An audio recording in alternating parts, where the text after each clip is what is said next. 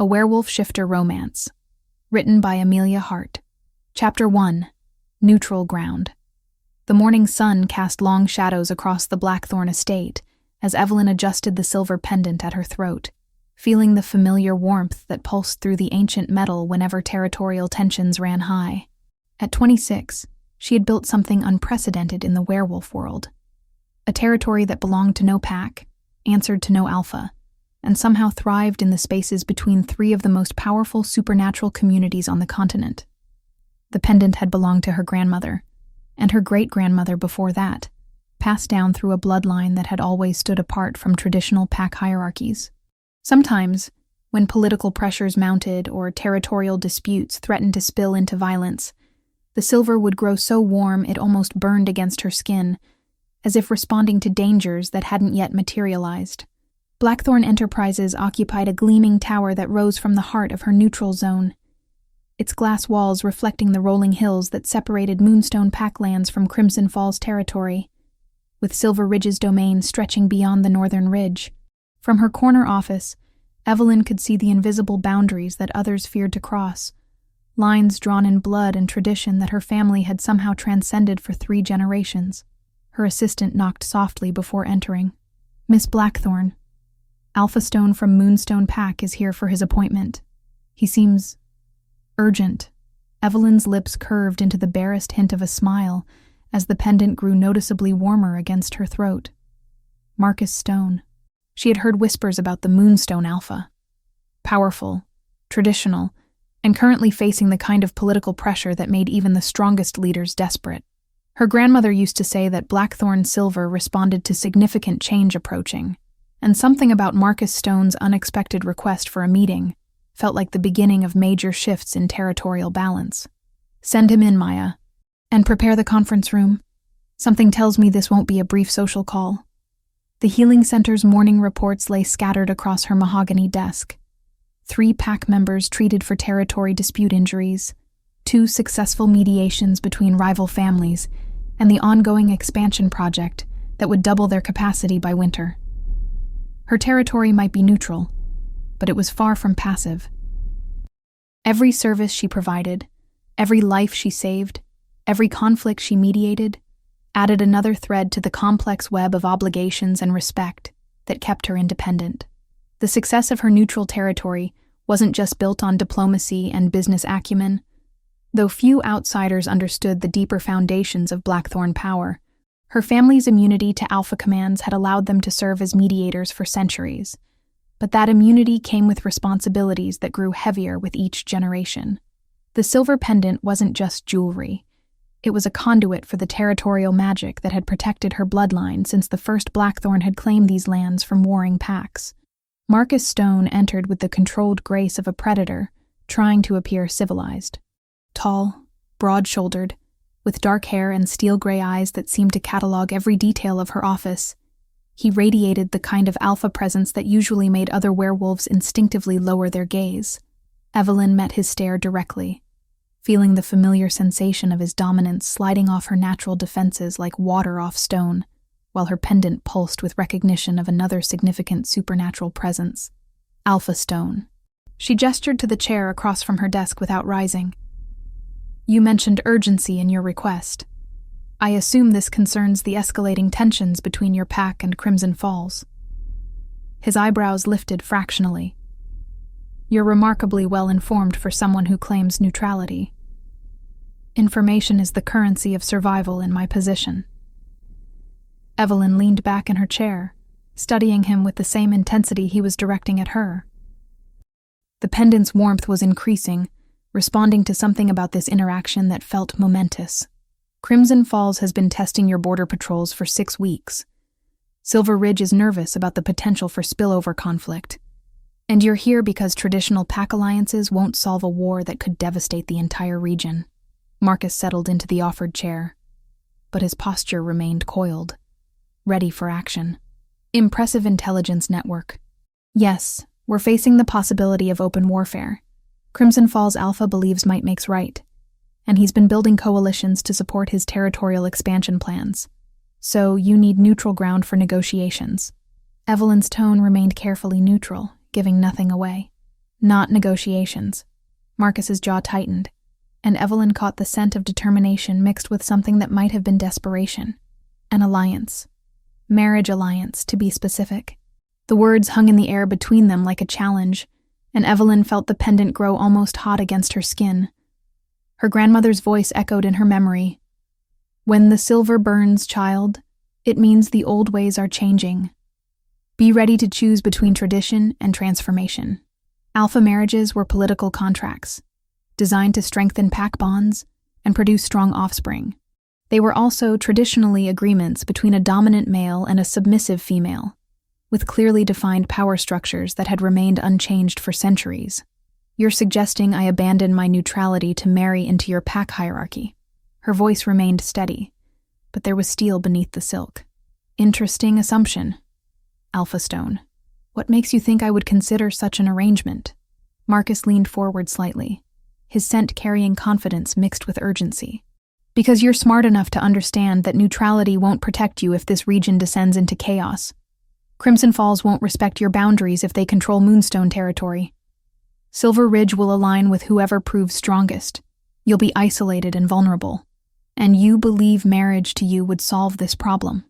Evelyn stood, moving to the window that overlooked her thriving territory. The afternoon light caught the silver threads woven into her business suit, subtle reminders of the power that flowed through her bloodline. Tell me, Alpha Stone, what exactly would you expect from such a wife? Partnership. The word came out rougher than he had apparently intended. Someone intelligent enough to understand pack politics, strong enough to earn respect, and practical enough to see the benefits of alliance. Evelyn turned to face him fully, and for the first time since he had entered, she let a hint of her own alpha presence show. The air in the room seemed to thicken, charged with power that made Marcus's wolf respond with attention rather than dominance. His eyes widened slightly as he recognized what he was sensing. Not the aura of a powerful beta, or even a rare female alpha, but something older and more complex. Something that carried the weight of ancestral magic and territorial authority that predated modern pack structures.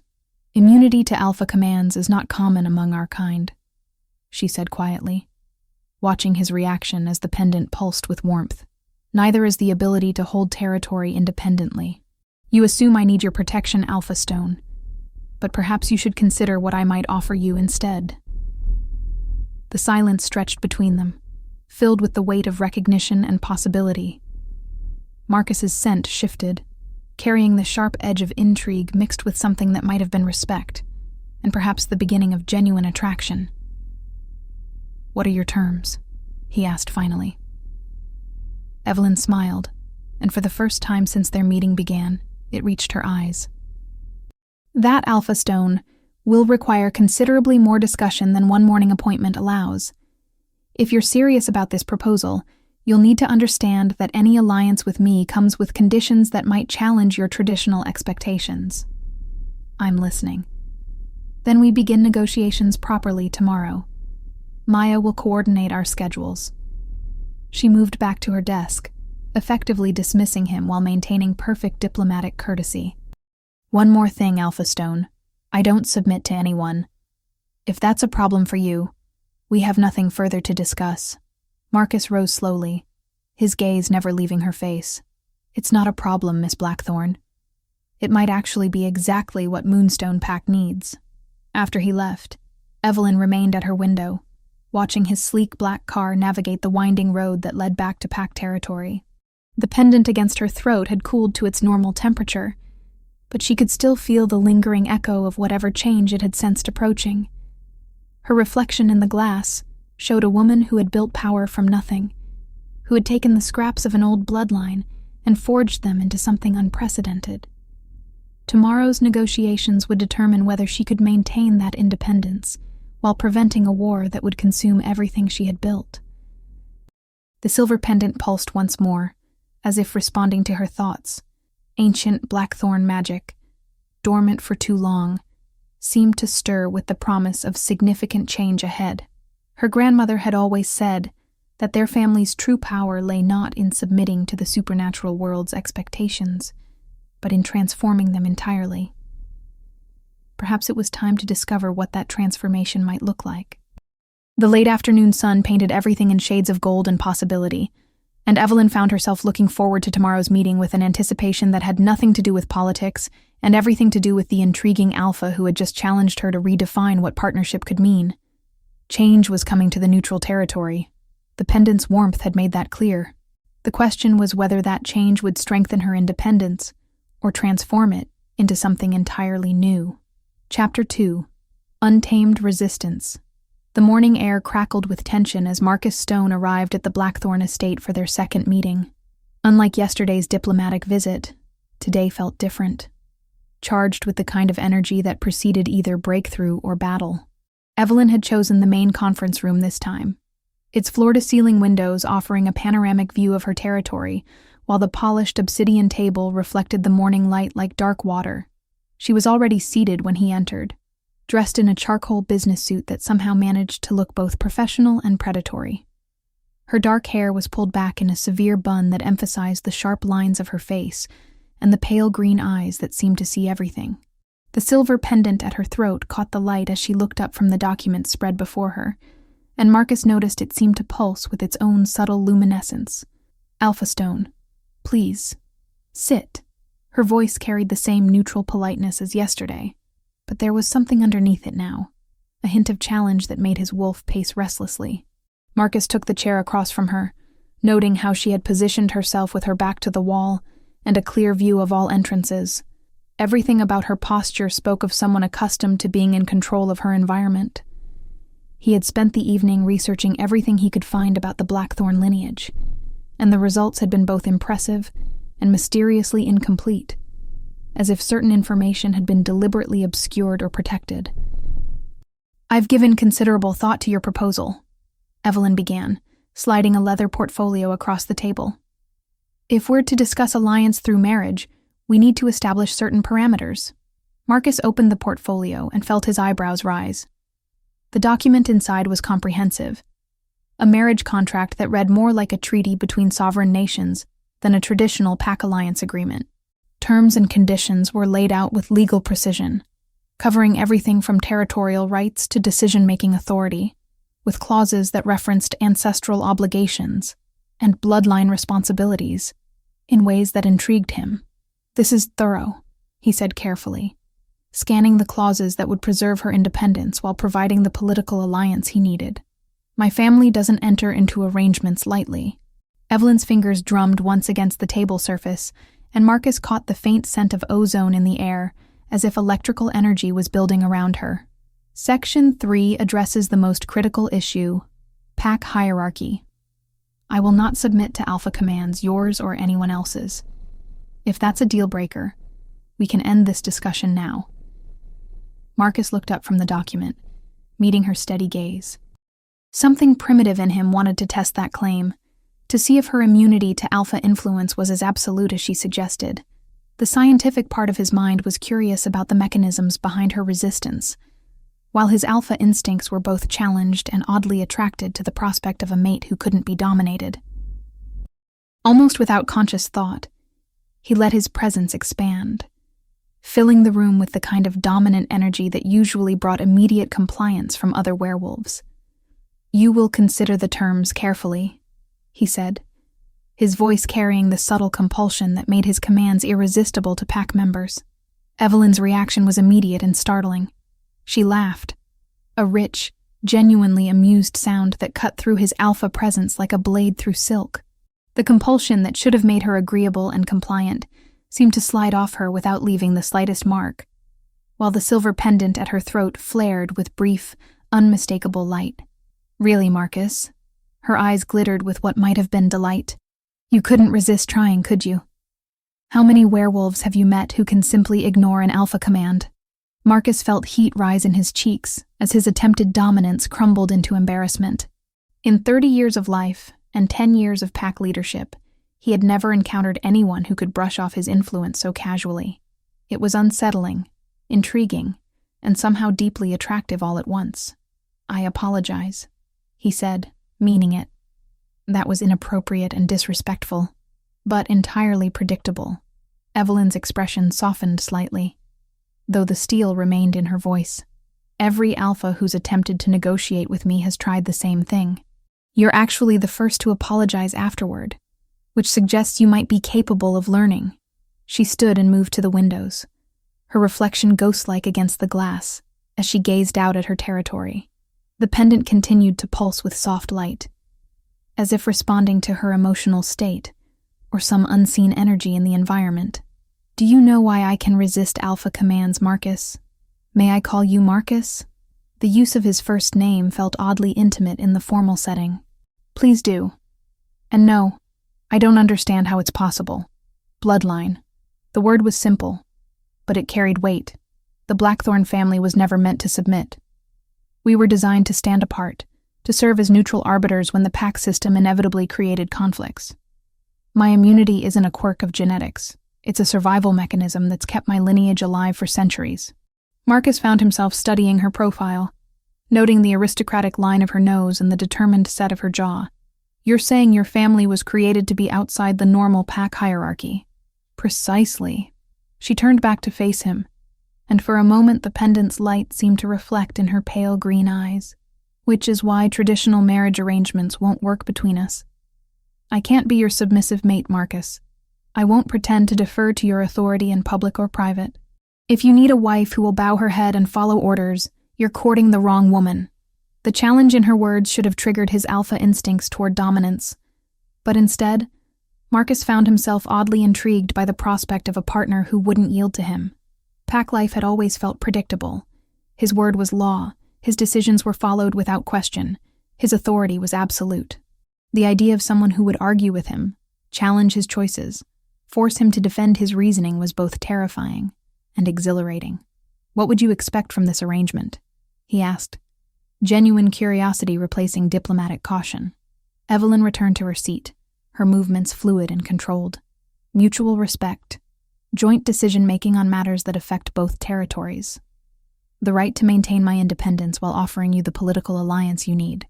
In return, you get access to my intelligence network, my diplomatic connections, and the kind of partner who can handle pack politics without constant protection.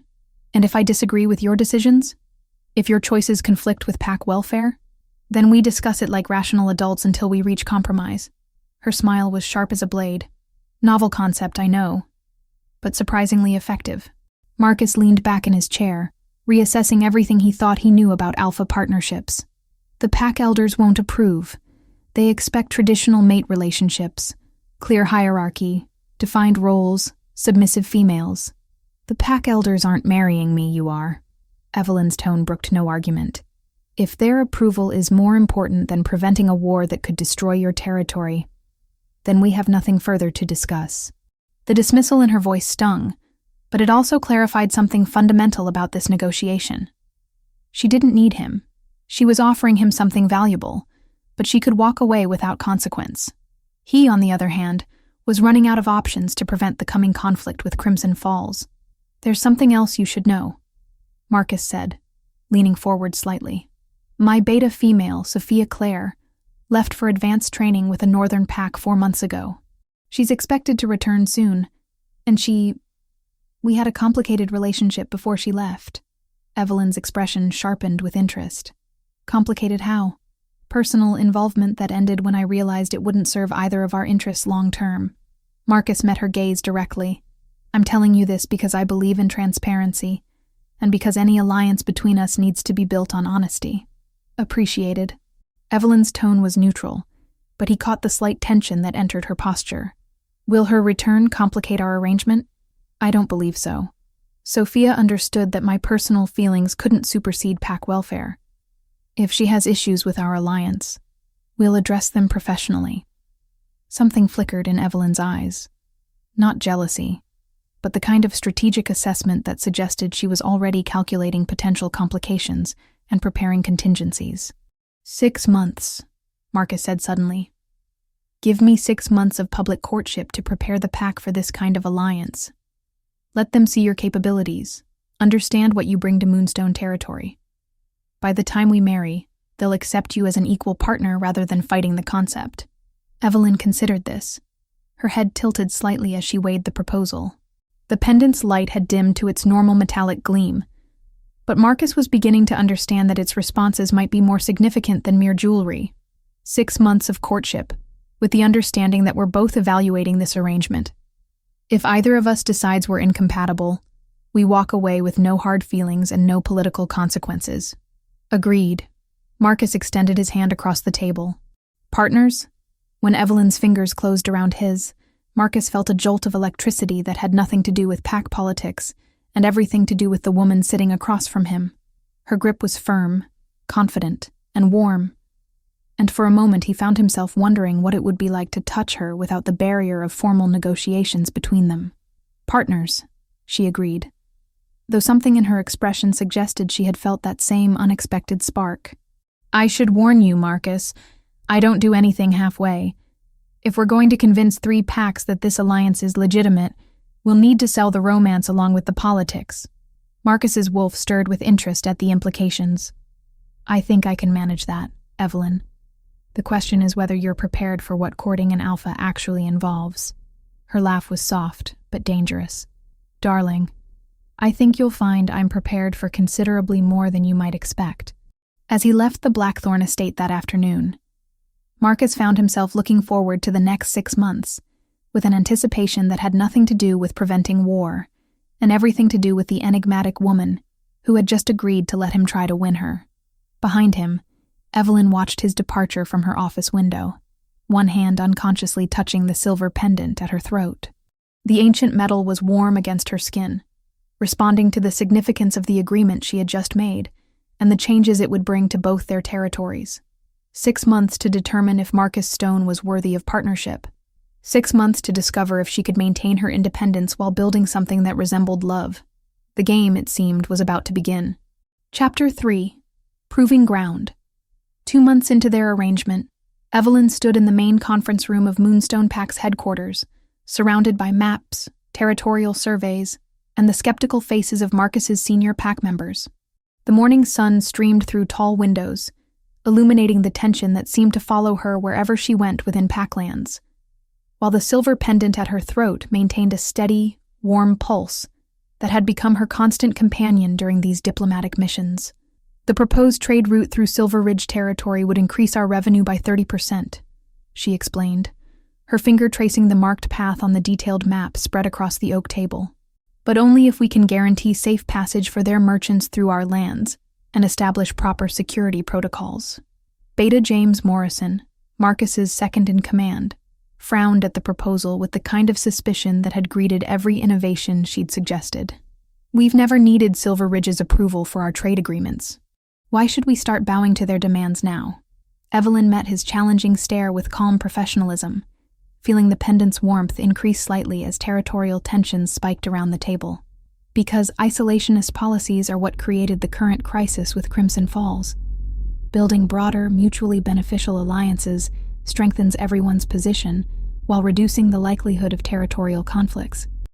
The discussion that followed was heated but productive, with Evelyn fielding questions and objections with the kind of diplomatic skill that gradually earned grudging respect from pack members who had initially dismissed her as an outsider. Marcus watched from his position at the head of the table, noting how naturally she commanded attention, without triggering the dominance conflicts that usually arose when multiple strong personalities occupied the same space. Miss Blackthorn raises valid points, said Elena Vasquez, the pack's head of security. Our current trade relationships are vulnerable to disruption if regional conflicts escalate. Diversifying partnerships could provide stability. Stability built on dependence, James countered. What happens when these new allies decide our terms are no longer favorable?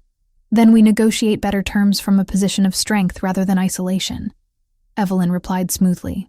Strength that comes from options, not stubborn adherence to outdated policies. The subtle barb hit its target, and Marcus watched James's expression tighten with barely controlled irritation. But before the beta could respond, Evelyn continued with a strategic redirection that showcased her political acumen. Beta Morrison, your concerns about dependency are valid. Perhaps you could review the proposed security protocols and suggest modifications that would protect Moonstone's interests while satisfying Silver Ridge's requirements. The request was brilliant in its simplicity, acknowledging James's expertise while giving him ownership of the solution rather than forcing him to accept her ideas wholesale. Marcus felt a surge of admiration for the way she navigated pack politics without triggering the ego conflicts that could derail negotiations entirely. Later that afternoon, as they walked the perimeter of Moonstone territory together, Marcus found himself studying Evelyn's profile as she examined the defensive positions his patrols maintained along the Crimson Falls border. The pendant at her throat caught the sunlight, and he noticed it seemed to pulse more rapidly when they approached areas where territorial boundaries were most contested. "Your pack is adapting to me faster than I expected," she observed, pausing to test the scent markers that define the territorial boundary. Her enhanced senses picked up nuances that most werewolves would miss. "Though James still looks like he's swallowed something unpleasant every time I speak." Marcus chuckled. "James has been my beta for 8 years. He's protective of pack traditions and suspicious of change. But he's also smart enough to recognize results when he sees them." "And what results am I producing exactly?" Evelyn's tone was casual, but Marcus caught the underlying seriousness of the question. 3 new alliance agreements, a 20% increase in Healing Center revenue, and the first real diplomatic progress with Silver Ridge in 5 years. He stopped walking and turned to face her fully. "You're not just meeting expectations, Evelyn. You're exceeding them in ways that are reshaping how other packs view Moonstone territory." Something flickered in her pale green eyes. Surprise, perhaps, or pleasure at his acknowledgement. For a moment, the careful distance she maintained seemed to waver, revealing glimpses of the woman beneath the diplomat. "There's something else," Marcus continued, his voice dropping lower. "The pack elders want to meet with you formally. They're concerned about the political implications of our engagement, but they're also curious about your capabilities and the nature of your family's unique position." Evelyn's expression sharpened.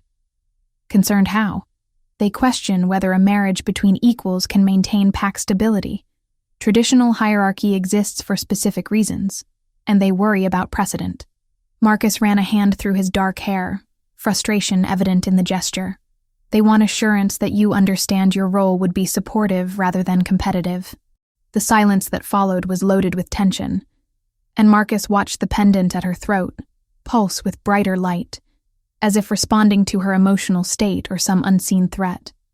"Marcus, I need you to understand something clearly," she said finally, her voice carrying the kind of quiet intensity that made his wolf pay attention.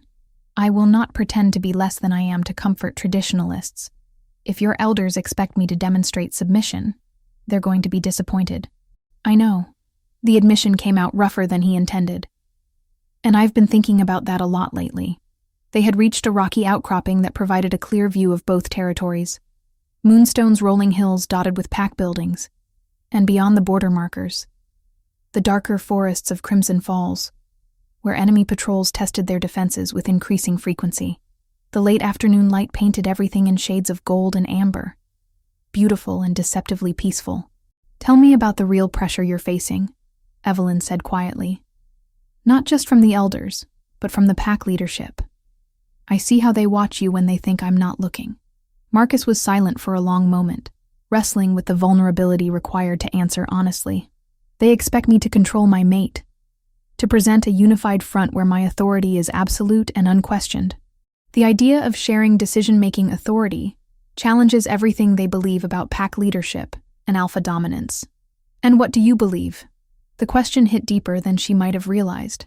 Marcus found himself studying her face, noting the intelligence in her eyes and the strength in the line of her jaw. 2 months of working together had shown him capabilities he hadn't anticipated. Not just her diplomatic skills, but her strategic thinking, her ability to find solutions where others saw only problems. "I believe," he said slowly, "that the strongest partnerships are built on mutual respect rather than dominance. But I also know that belief puts me at odds with centuries of pack tradition and could undermine my authority if handled poorly." Evelyn moved closer, close enough that he could catch her scent. Something complex and intriguing that seemed to shift like shadows, carrying hints of ozone and electrical energy that made his wolf restless, in ways that had nothing to do with territorial disputes. "Then perhaps it's time for new traditions." The words hung between them, charged with possibility and danger. Marcus felt something shift in his chest. a recognition that went deeper than political alliance or physical attraction. This woman was offering him something he hadn't known he wanted. A partnership based on choice rather than obligation, strength rather than submission. "There's something else you should know," he said, decision crystallizing as he spoke. "Crimson Falls Alpha has been sending scouts across our border more frequently, not just testing defenses, gathering intelligence about you specifically." "Bye." Evelyn's expression didn't change, but he caught the subtle tension that entered her posture, and the pendant's pulsing quickened noticeably. "What kind of intelligence?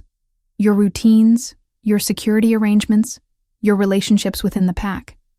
He's particularly interested in your healing center and the medical supplies you maintain there." Marcus stepped closer, his protective instincts stirring. "I think he's planning something more substantial than border harassment, and you're part of his target profile." Instead of the concern he expected, Evelyn's smile was sharp and dangerous, while the pendant flared with brief, unmistakable light. "Let him plan. He'll find I'm considerably more difficult to handle than he anticipates. This isn't a game, Evelyn. Crimson Falls doesn't play by diplomatic rules. Neither do I, when necessary." As she turned to face him fully, and for the first time since their negotiations began, Marcus caught a glimpse of something truly formidable beneath her composed exterior. "You've seen the politician and the diplomat, Marcus. You haven't seen what I'm capable of when someone threatens what's mine." The possessive note in her voice sent heat through his system, along with the unsettling realization that he wanted to be included in whatever she considered hers. 2 months of careful courtship had evolved into something more complex than either of them had anticipated. "What are you saying?" "I'm saying that Crimson Falls Alpha is about to learn why the Blackthorn bloodline has survived when others haven't. And you're going to learn why neutrality doesn't mean weakness." The pendant pulsed once more, as if emphasizing her words. "My family has protected these territories for 3 generations, not through submission, but through capabilities that most werewolves can't imagine." As they walked back toward pack headquarters, Marcus found himself reassessing everything he thought he knew about the woman beside him. The political alliance he had proposed was becoming something deeper and more dangerous, a partnership that could reshape both their territories or destroy them entirely.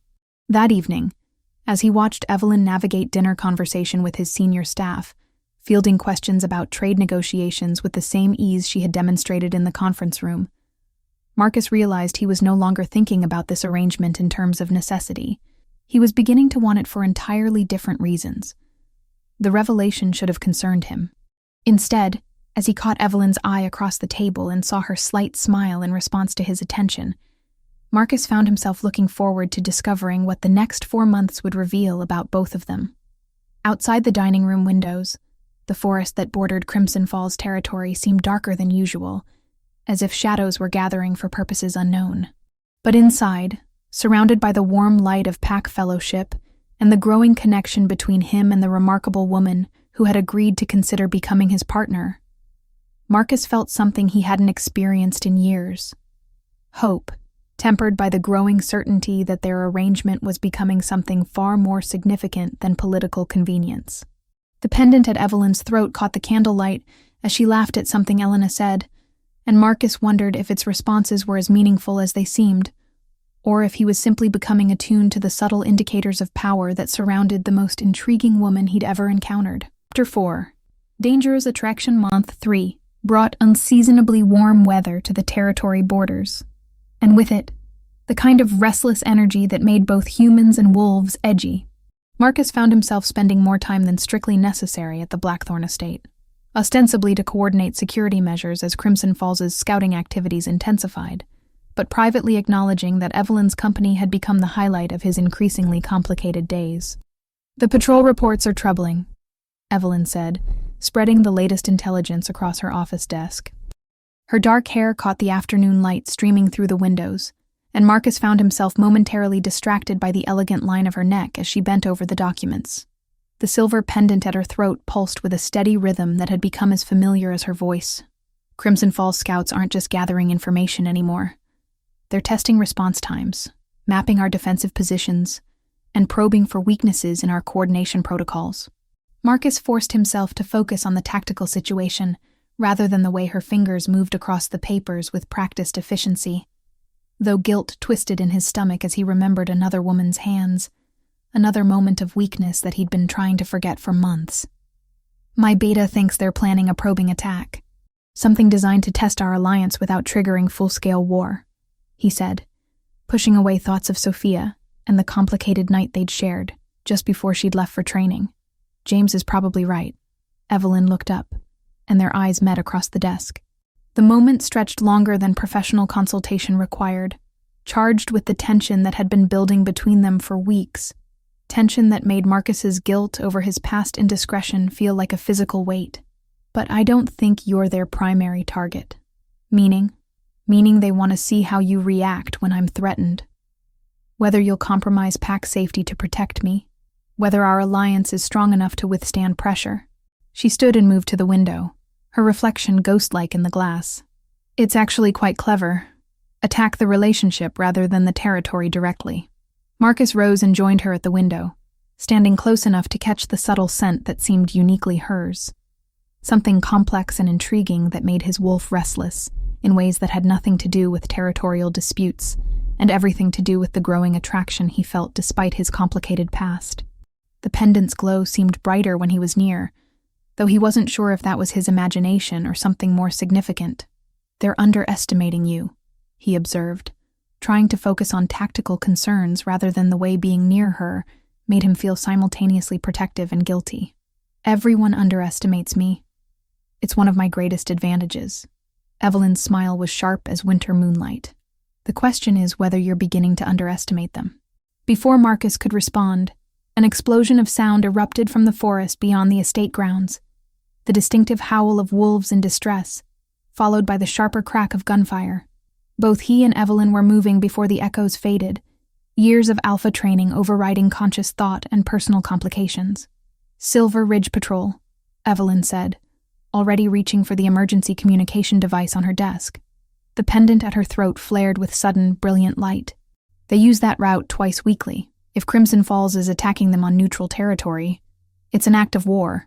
Marcus was already shifting into alpha mode, his presence expanding to fill the room with commanding energy. My pack can be here in 15 minutes. No. Evelyn's voice cut through his planning with absolute authority, while the pendant's light intensified further. This is my territory. My responsibility. She was moving toward the door, but Marcus caught her arm, feeling the warm strength of her beneath the silk of her blouse. The contact sent electricity through him that had nothing to do with politics and everything to do with the woman who had been occupying his thoughts despite his determination to maintain professional distance. Evelyn, you can't handle an armed assault alone.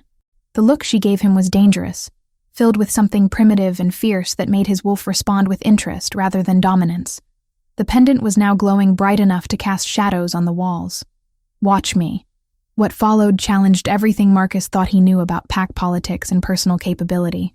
Evelyn moved through the emergency response with the kind of fluid efficiency that spoke of extensive training and natural leadership ability.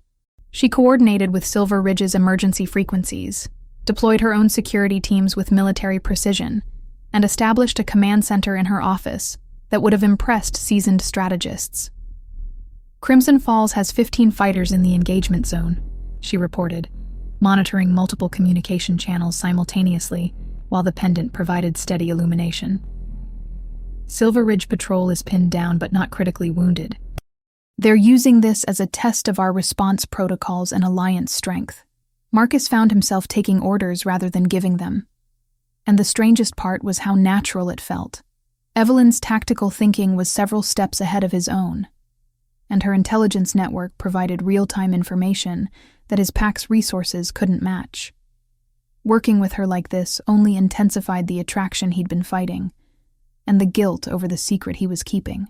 Your people need to stay back, she continued, already suiting up in tactical gear that appeared to be custom-made for her specific requirements. This needs to look like neutral territory defending itself, not Moonstone Pack acting aggressively. You're not going out there alone. I'm not.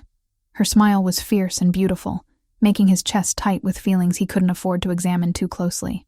You're coming with me, but Marcus, in the field you follow my lead. This is my territory, my rules. The revelation that followed redefined Marcus's understanding of his intended mate. Evelyn moved through the forest like she was born to it, her enhanced senses tracking enemies with precision that rivaled his own alpha abilities. But more than that, she fought with a skill and ruthlessness that spoke of extensive combat training and something deeper, an instinctive connection to the territory itself that seemed to enhance her natural capabilities. When they reached the engagement zone, Marcus watched in fascination as Evelyn took control of the tactical situation. Silver Ridge Patrol members were indeed pinned down behind a rocky outcropping, while Crimson Falls fighters used superior positioning to maintain pressure without pushing for a decisive victory. "They want us to escalate," Evelyn murmured, her voice barely audible even to his enhanced hearing. The pendant beneath her tactical vest cast enough light to illuminate her determined expression. "Force us into aggressive action that justifies broader conflict. So what do we do?" Her answer was to demonstrate capabilities that left Marcus questioning everything he thought he knew about neutral territory leaders. Evelyn moved through the engagement zone like a ghost, using terrain and tactical positioning to neutralize enemy fighters without triggering the kind of dramatic confrontation Crimson Falls obviously wanted. The pendant's light seemed to pulse in rhythm with her movements, as if providing some form of guidance or enhancement. Marcus found himself providing support rather than leading the assault, and the experience was both humbling and exhilarating. Working alongside someone of equal capability, watching her handle threats with the same competence he brought to pack leadership, created a partnership dynamic he had never experienced. The guilt over his past with Sophia seemed insignificant compared to what he was building with Evelyn, which only made his deception feel worse. "Behind you," he warned, as a Crimson Falls fighter attempted to flank her position. Evelyn's response was fluid and devastating, disarming her attacker with movements that spoke of years of serious training, while the pendant flared with protective light. "Thanks. Cover the eastern approach while I coordinate extraction." By the time the engagement ended, Silver Ridge Patrol was safely extracted. Crimson Falls fighters had withdrawn with several casualties, and no tactical gains. And Marcus was looking at Evelyn with entirely new eyes.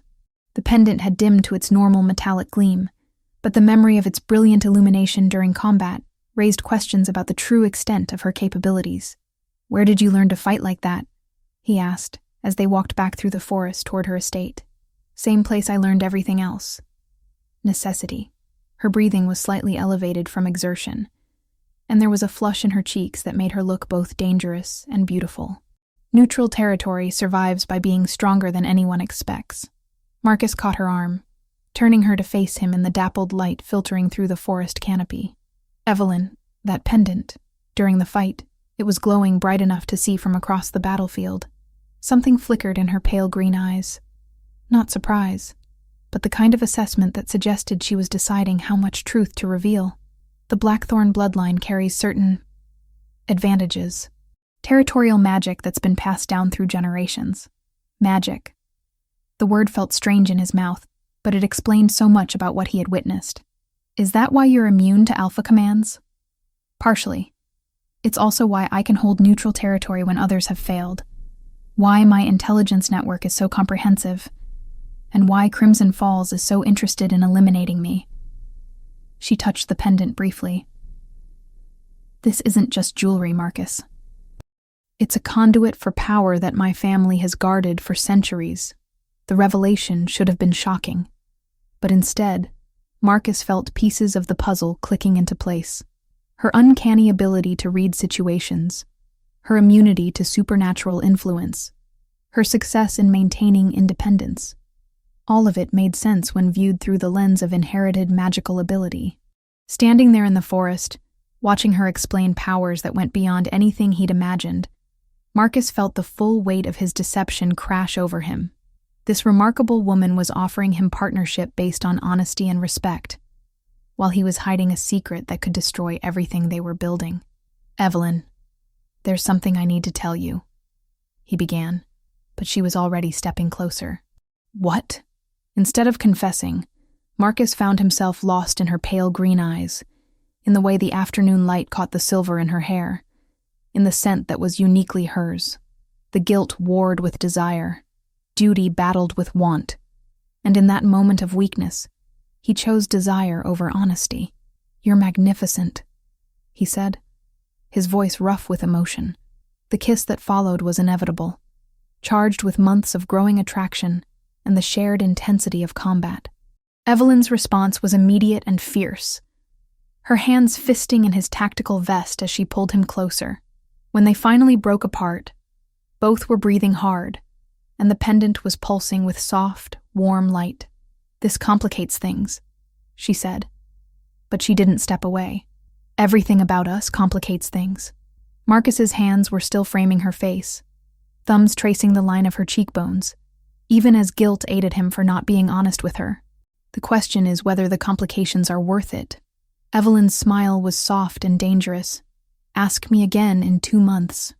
As they walked back to the estate, hands linked and tactical gear forgotten, Marcus realized that somewhere in the midst of political negotiations and combat partnerships, he had stopped thinking about marriage as a necessity and started wanting it as a choice. The knowledge that Evelyn possessed literal magical abilities only made her more intriguing, more worthy of the partnership he was beginning to crave. But beneath the growing love and respect, guilt gnawed at him. In 2 months, Sophia would return from her training, and the secret he was keeping would either remain buried or destroy everything beautiful he was building with the most remarkable woman he'd ever met. The thought of losing Evelyn made his chest tight with panic, but the thought of her discovering his deception through someone else was even worse. Yet every time he tried to find the courage to confess, her trust and growing affection made the words die in his throat.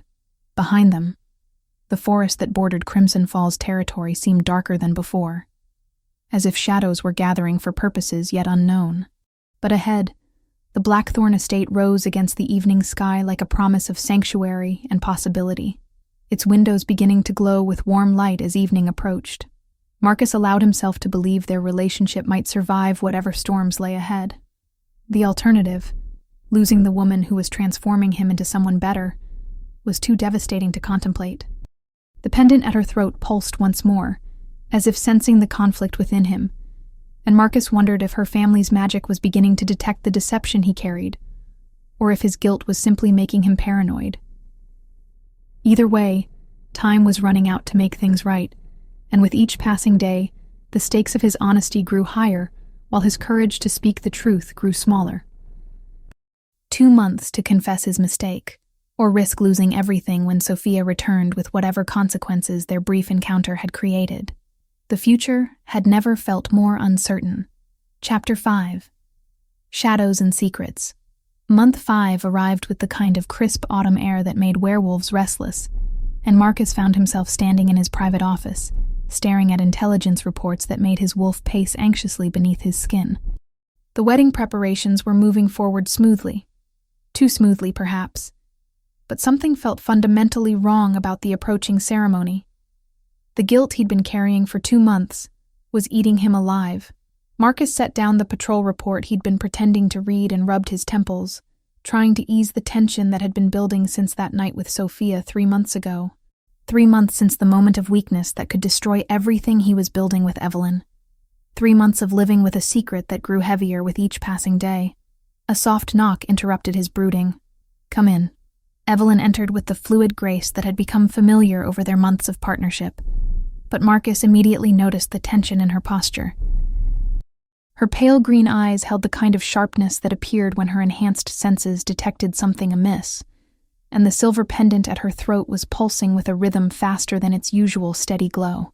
"We need to talk," she said without preamble, closing the door behind her with deliberate care. Marcus felt his stomach drop. "About what?" "About the fact that you've been carrying guilt like a physical weight for months. About the way your scent changes whenever someone mentions Sophia's return. About the secret you've been keeping that's slowly poisoning what we're building together."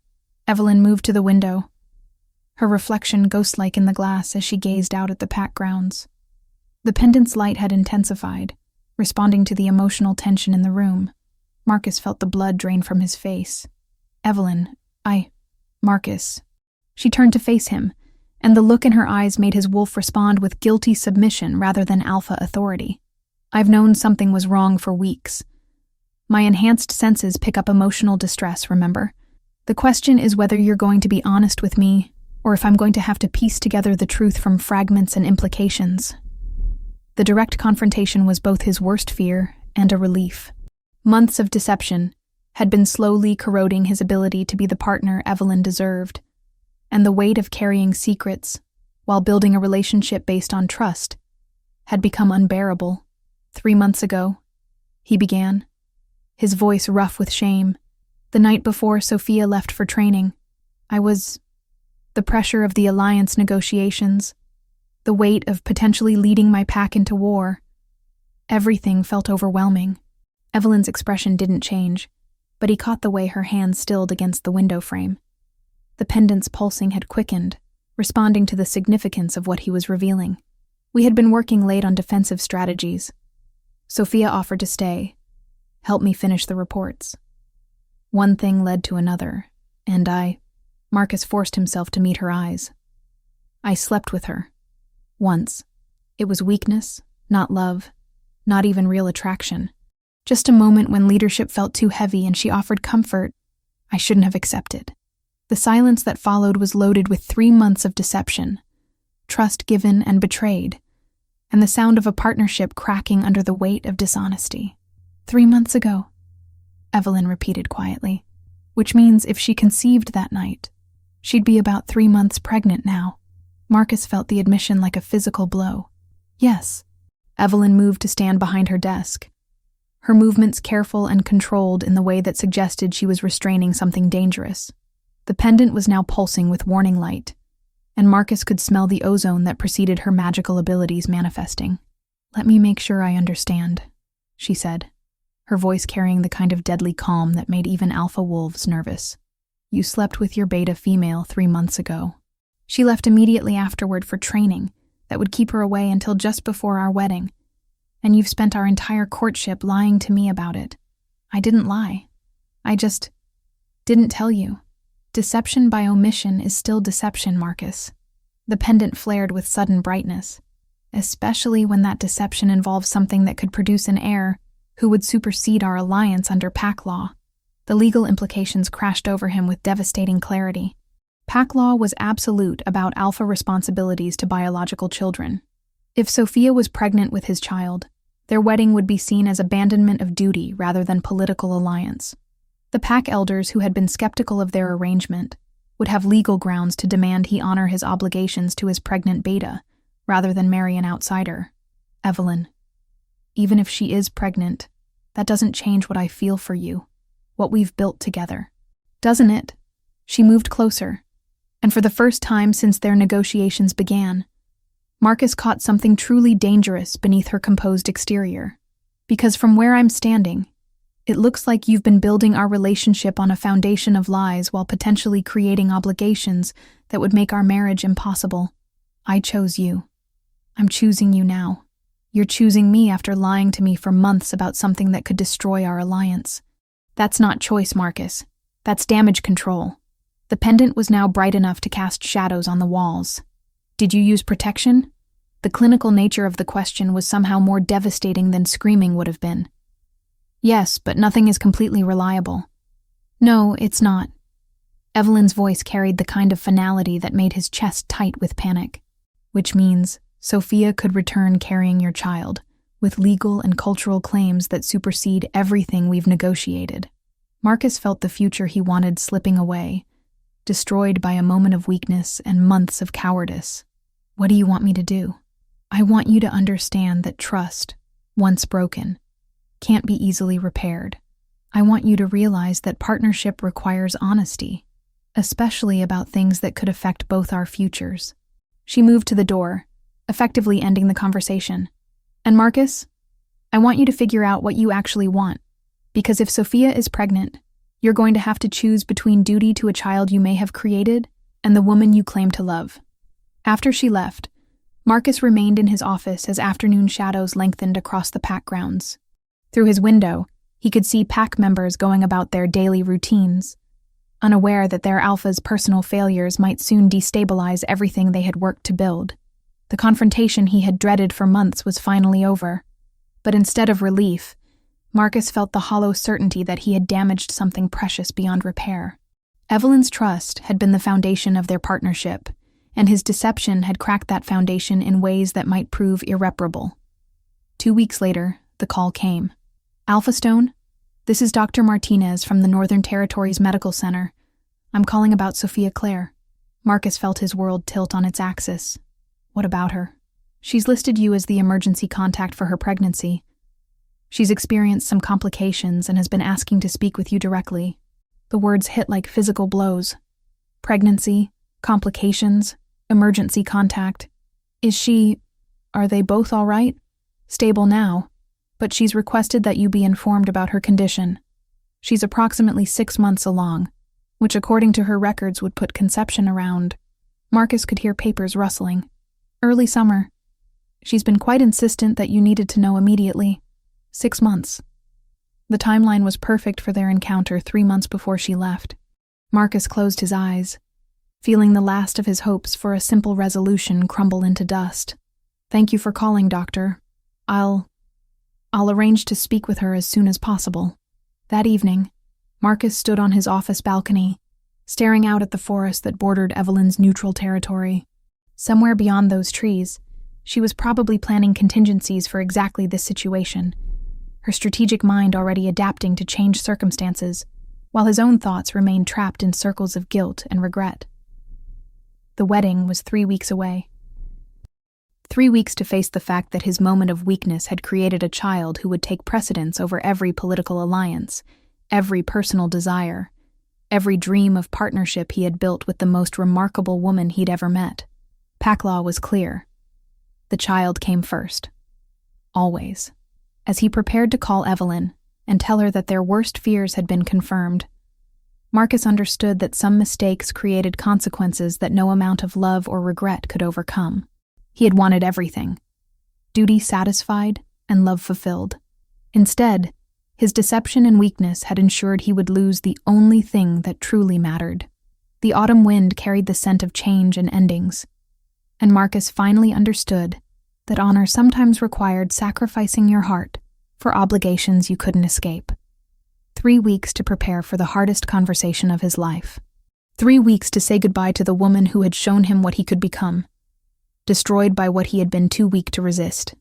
In the distance, the Blackthorn estate glowed with warm light against the darkening sky, and Marcus wondered if this would be the last time he would see it as anything other than a reminder of what he had lost through his own failures. Some choices created consequences that lasted a lifetime. His moment with Sophia was about to become exactly that kind of choice. The future he had wanted was over, before it had truly begun. Chapter 6. Wedding Day. Reckoning. The morning of the wedding dawned crisp and clear, with the kind of crystalline autumn light that made everything appear diamond-sharp and impossibly vivid. 500 guests from across 3 packed territories had gathered on the Blackthorn estate grounds, transforming Evelyn's carefully maintained neutral territory into a political showcase that would reshape werewolf alliances for generations. Marcus stood before the ornate mirror in the estate's guest quarters, adjusting his midnight blue formal wear with hands that trembled despite his efforts to maintain composure. The ceremony preparations had consumed 3 weeks of careful orchestration, but beneath the diplomatic pageantry lay a truth that made his wolf pace restlessly beneath his skin. Sophia was 6 months pregnant with his child. The phone call from Dr. Martinez had confirmed his worst fears. The timeline matched perfectly with their encounter, and Sophia had been quite explicit about his paternity when she'd listed him as the emergency contact. 3 weeks of sleepless nights had followed, as Marcus wrestled with Packlaw, personal desires, and the devastating knowledge that he was about to break the heart of the only woman he'd ever truly loved. A soft knock interrupted his brooding. 5 minutes, Alpha Stone, came the coordinator's voice through the heavy oak door. Marcus took a final look at himself. Alpha of Moonstone Pack, soon-to-be father, and coward, who was about to commit the ultimate betrayal by going through with a ceremony he knew was doomed. He had tried to find the courage to call off the wedding, to spare Evelyn the public humiliation of what was about to happen. But cowardice had won. He couldn't face telling her privately that their dream was over, so he was allowing it to die publicly instead. The ceremony space was breathtaking. White silk pavilions and cascading flowers created an elegant backdrop against the estate's natural beauty, while carefully arranged seating ensured that territorial politics didn't create diplomatic incidents. Representatives from Silver Ridge, Crimson Falls, and a dozen smaller packs filled the chairs, their presence transforming what should have been a personal celebration into a supernatural summit that would witness his ultimate failure. When Marcus reached the altar and saw Evelyn walking toward him, the guilt nearly drove him to his knees. She was magnificent. The wedding dress was an architectural masterpiece, ivory silk that flowed like liquid moonlight, designed to accommodate the possibility of sudden transformation without sacrificing elegance. Her dark hair was styled in an elaborate arrangement that showcased the silver jewelry of her bloodline, and the pendant at her throat pulsed with steady, warm light that seemed to cast a protective aura around her. As she approached, Marcus felt his chest tighten with the knowledge that this was the last time she would look at him with love and trust. In minutes, that expression would transform into something he couldn't bear to imagine: betrayal, hurt, and the kind of devastation that would haunt his dreams for the rest of his life.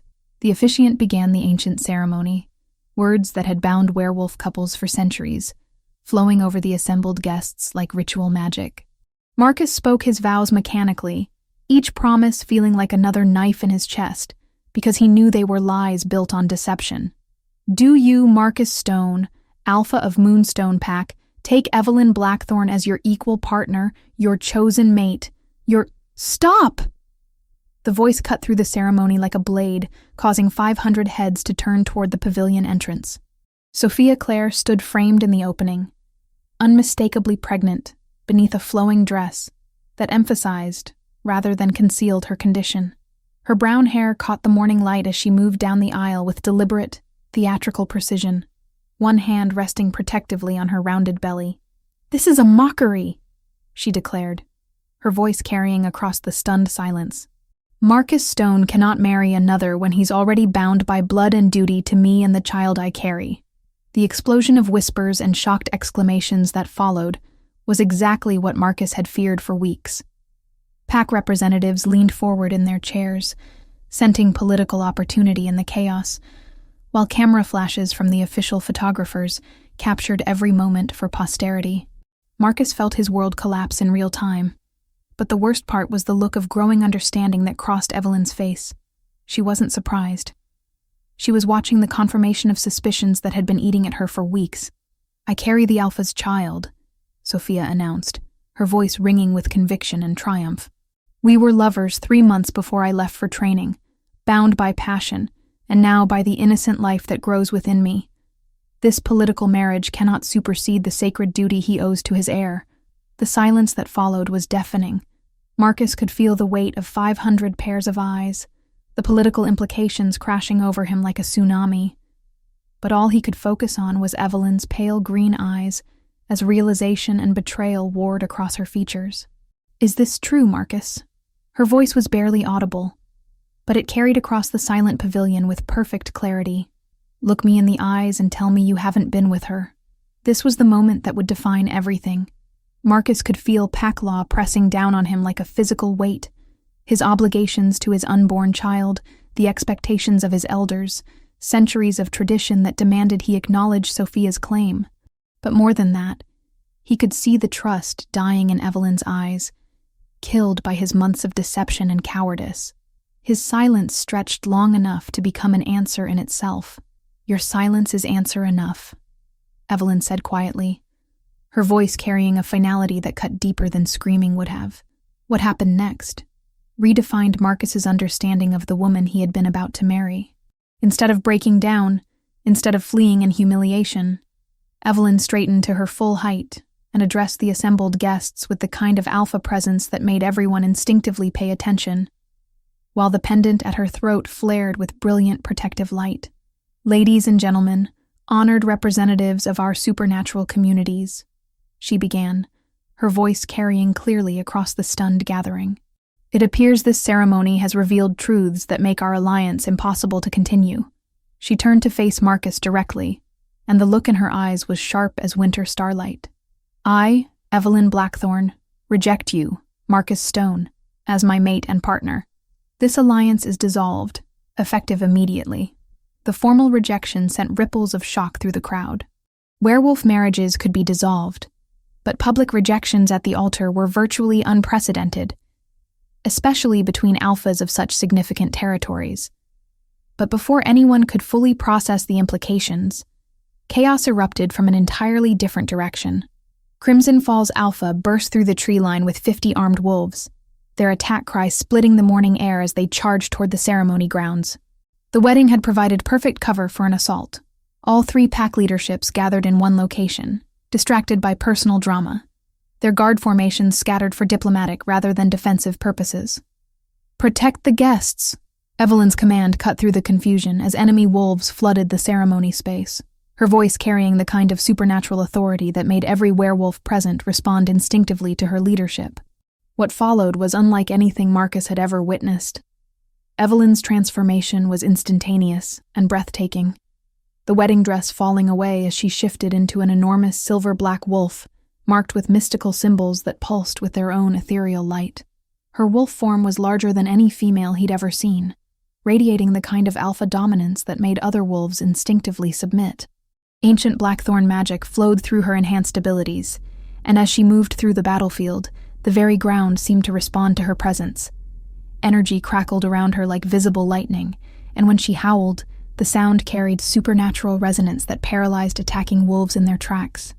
Marcus shifted to join the battle, his brown wolf working to coordinate the defense, but he quickly realized that Evelyn wasn't just defending. She was systematically dismantling Crimson Fall's entire assault strategy with tactical precision that seemed to anticipate their every move. She fought not like someone seeking his protection, but like a force of nature, defending what was hers.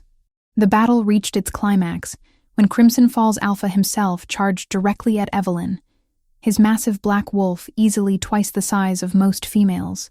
Marcus's instinct was to intercede, to protect her from an opponent that outweighed her significantly, but what followed shattered his understanding of her capabilities entirely. Evelyn met the enemy Alpha's attack with power that transcended normal werewolf abilities.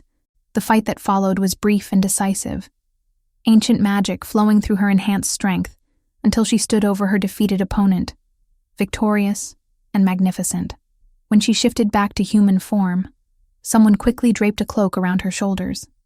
Blood marked her hands and face, but she stood triumphant among the scattered remains of the enemy assault, the pendant at her throat blazing with light that seemed to illuminate the entire pavilion.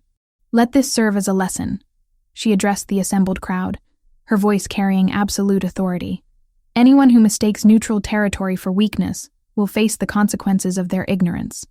As emergency teams tended to the wounded, and guests began to process what they had witnessed, Marcus found himself alone with Evelyn in the ruins of their wedding ceremony. Sophia had fled during the chaos, leaving him to face the consequences of his choices, without the distraction of her dramatics. "Evelyn, he began, but she raised a hand to stop him. "Don't." Her pale green eyes were calm, but final, and the pendant had dimmed to its normal warm glow. "You made your choice months ago when you decided deception was easier than honesty. You made it again when you let me plan a wedding knowing it was built on lies.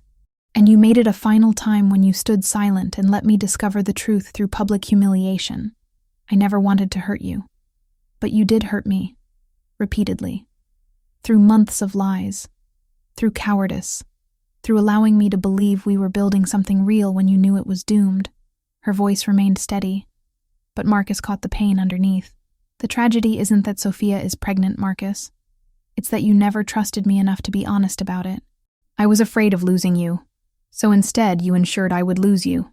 Evelyn turned toward the estate, effectively dismissing him.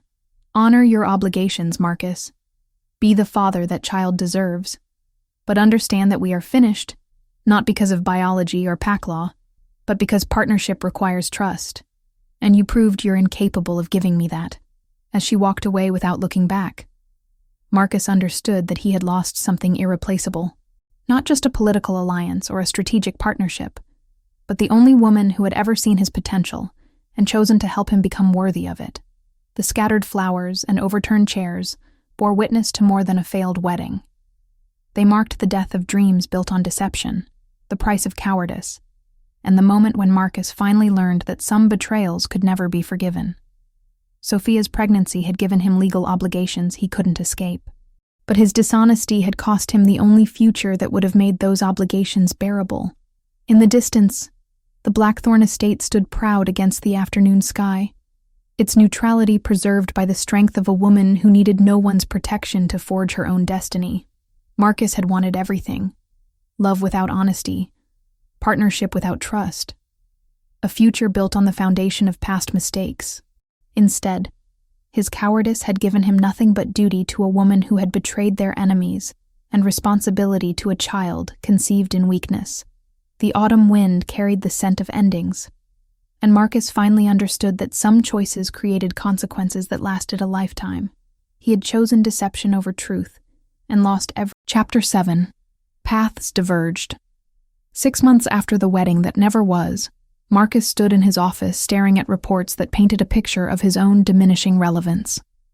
The autumn had given way to harsh winter, and with it came the bitter reality of consequences that extended far beyond personal heartbreak. Moonstone packs standing among supernatural communities had plummeted following the public debacle of his failed wedding.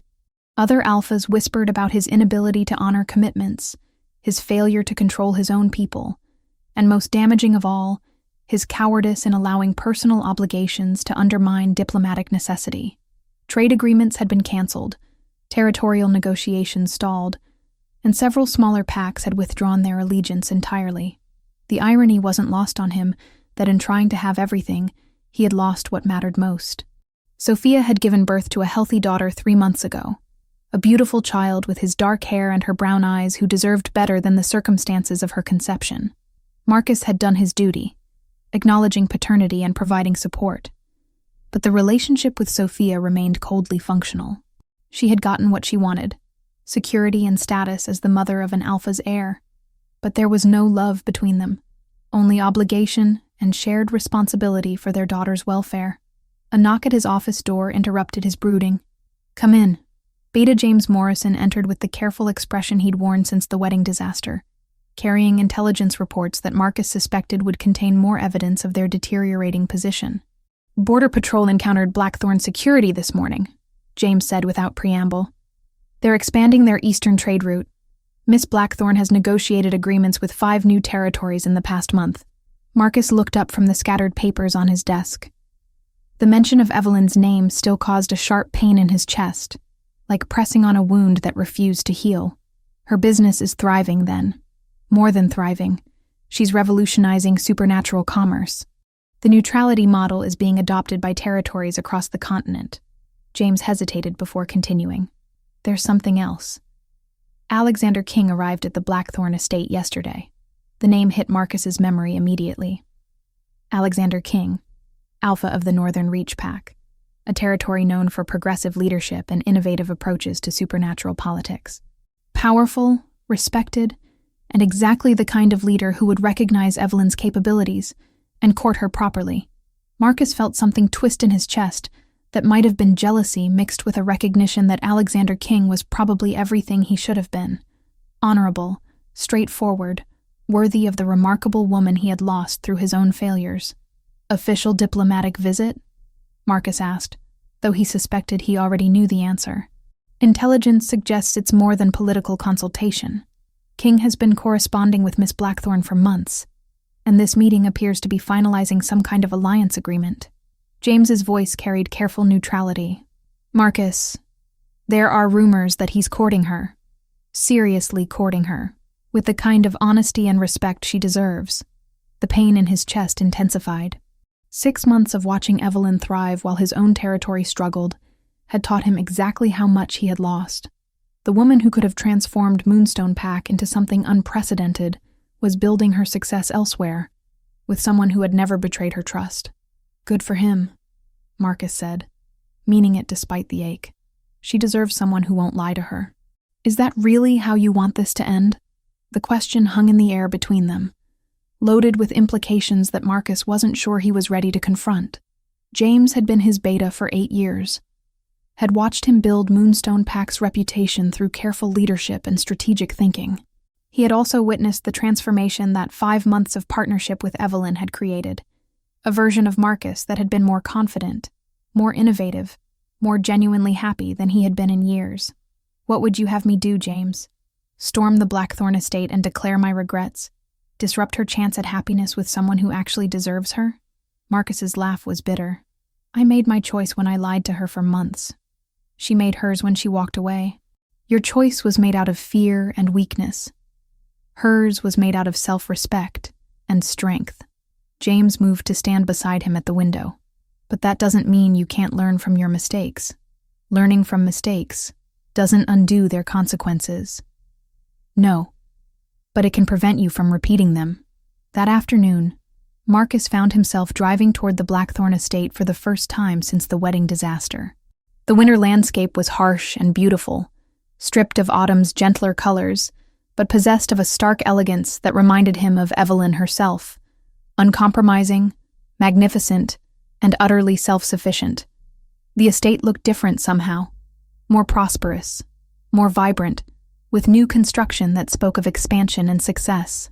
There was an energy about the place that suggested new possibilities, fresh starts, the kind of forward momentum that came with leaving painful past behind.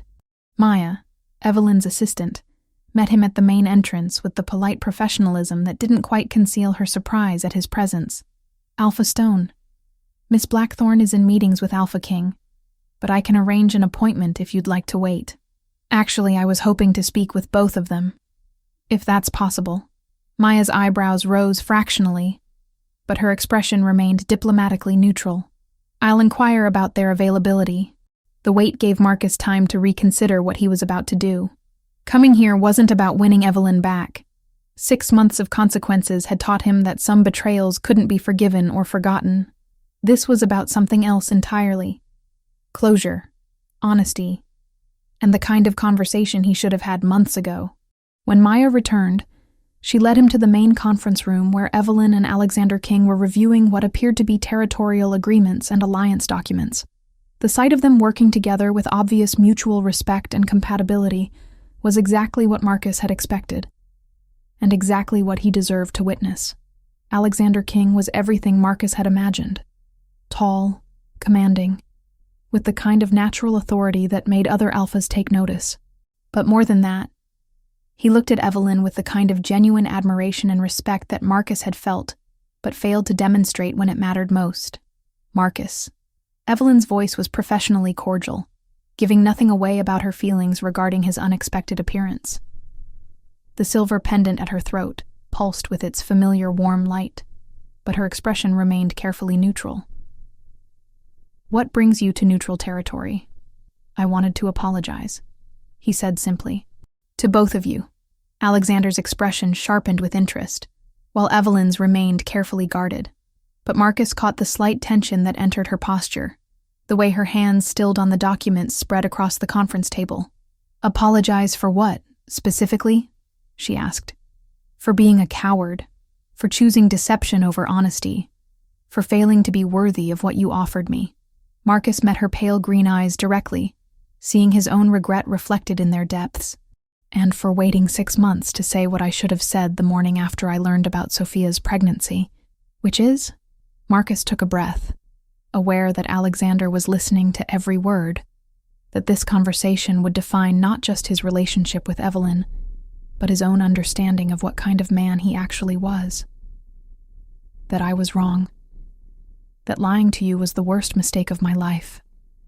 That losing you taught me the difference between wanting something and deserving it. He paused, gathering courage for the hardest part, and that I hope you find with Alexander everything I was too weak to give you. The silence that followed was loaded with 6 months of pain, growth, and the kind of hard-won wisdom that came from facing the consequences of your choices. Marcus, Evelyn said quietly, I appreciate the apology, but you can't undo the past by acknowledging your mistakes. I know. I'm not here to ask for forgiveness or second chances. I'm here to make sure you understand that what happened wasn't about you not being worthy of honesty. It was about me not being brave enough to give you what you deserved. Alexander had been listening with the kind of focused attention that suggested he understood exactly what kind of conversation he was witnessing. When he spoke, his voice carried the authority of someone accustomed to making difficult decisions. Evelyn, he said, I think you and Alpha Stone need to finish this conversation privately. I'll be in the library when you're ready to continue our discussions. After he left, Marcus and Evelyn were alone for the first time since the wedding disaster. The silence stretched between them, filled with everything they hadn't said and all the ways they had failed each other. "Thank you for saying that," Evelyn said finally. "It does matter, more than you know." "Yeah, does it change anything?" Her smile was sad and beautiful. "It changes everything and nothing, Marcus. I needed to hear that the problem was your weakness, not my worth, but I can't build a future on apologies for past betrayals." Marcus nodded, understanding that this was closure rather than reconciliation. "Alexander seems like a good man." "He is. He's been honest with me from the beginning, transparent about his intentions, respectful of my independence." Her meaning was clear, everything Marcus should have been but wasn't. "He sees me as an equal partner, not a political necessity he needs to manage. Then I hope you'll be very happy together. We're still negotiating the terms of our alliance, but yes, I think we will be." Evelyn's expression softened slightly. "What about you? How are you managing fatherhood and pack leadership? Learning that duty without love is a cold comfort. That my daughter deserves a father who chose her existence, not one who was trapped by circumstances." Marcus's honesty surprised even him. "I'm trying to be better for her than I was for you. That's all any of us can do. Learn from our mistakes and try not to repeat them." As he prepared to leave the Blackthorn estate for what might be the final time, Marcus carried with him the knowledge that he had finally found his courage 6 months too late. Behind him, Evelyn was building a new future with a man who deserved her from the beginning, while he returned to a territory diminished by his own poor choices. But for the first time since the wedding disaster, Marcus felt something approaching peace. He had finally spoken the truth, acknowledged his failures, and given Evelyn the closure she needed to move forward without the burden of his mistakes. Sometimes, he realized, love meant letting go gracefully, rather than fighting selfishly for second chances you hadn't earned. Sometimes it meant accepting that the best thing you could do for someone was stay out of their way while they built the happiness you had been too weak to provide. The winter wind carried the scent of snow and new possibilities, and Marcus drove back to his territory, understanding that redemption sometimes looked like accepting the consequences of your choices, with dignity, rather than demanding forgiveness you hadn't earned. Evelyn deserved better than his belated declarations of regret. She deserved the future she was building with someone who had been worthy of her from the start. In his rearview mirror, the Blackthorn estate grew smaller until it disappeared entirely, taking with it the last remnants of a dream he had destroyed through his own cowardice. Ahead lay the long road home to a territory that would never be what it could have been, and a life built on duty rather than choice. But also ahead lay his daughter, who deserved a father who had learned from his mistakes, and a pack that needed a leader who understood that honor sometimes required sacrifice. Marcus had wanted everything and lost what mattered most.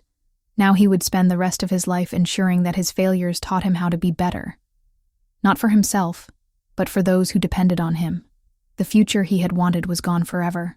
The future he deserved was just beginning to take shape, built on hard-won wisdom, and the kind of truth that came from finally understanding the cost of deception.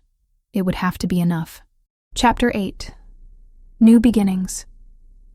2 years after the wedding that never was, Evelyn stood before the floor-to-ceiling windows of the newly expanded Blackthorn estate, watching the morning sun cast golden light across territories that had flourished beyond her wildest expectations.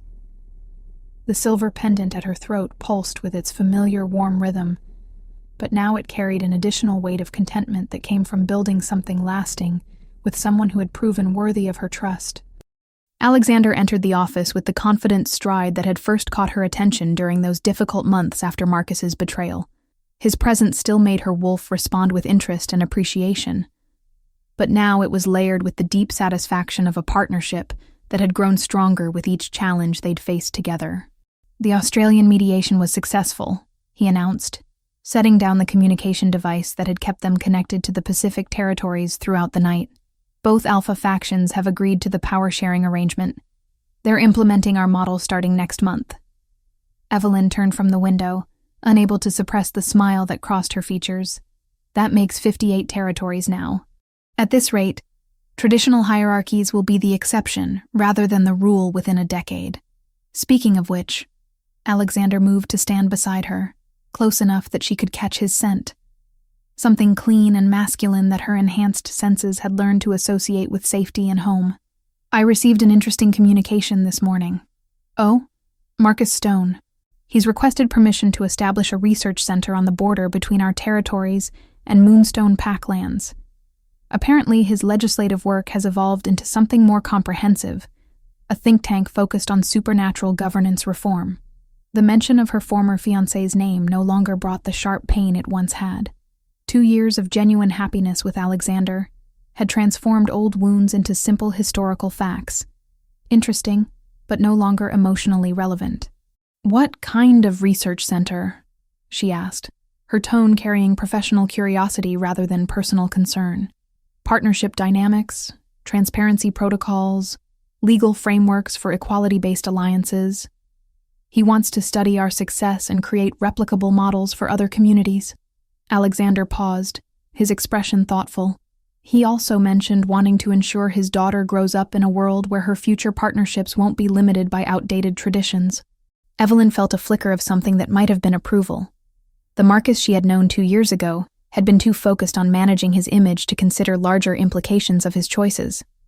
If he was now thinking about systemic change rather than personal advancement, perhaps his failures had taught him something valuable after all. "His daughter must be walking by now," she observed. "Time has a way of changing perspectives. Would you be comfortable with him establishing operations so close to our territory?" The question was asked without pressure or expectation, simply Alexander seeking her honest opinion before making decisions that might affect them both. It was one of the 1,000 small ways he demonstrated respect for her judgment and feelings, never assuming, always asking, consistently treating her as an equal partner in all things. "I think it could be beneficial," she said, after considering the implications. "If Marcus has genuinely learned from his mistakes, his research could prevent other couples from experiencing what we went through. And if he hasn't," she shrugged elegantly, "then his proximity will make it easier to monitor his activities."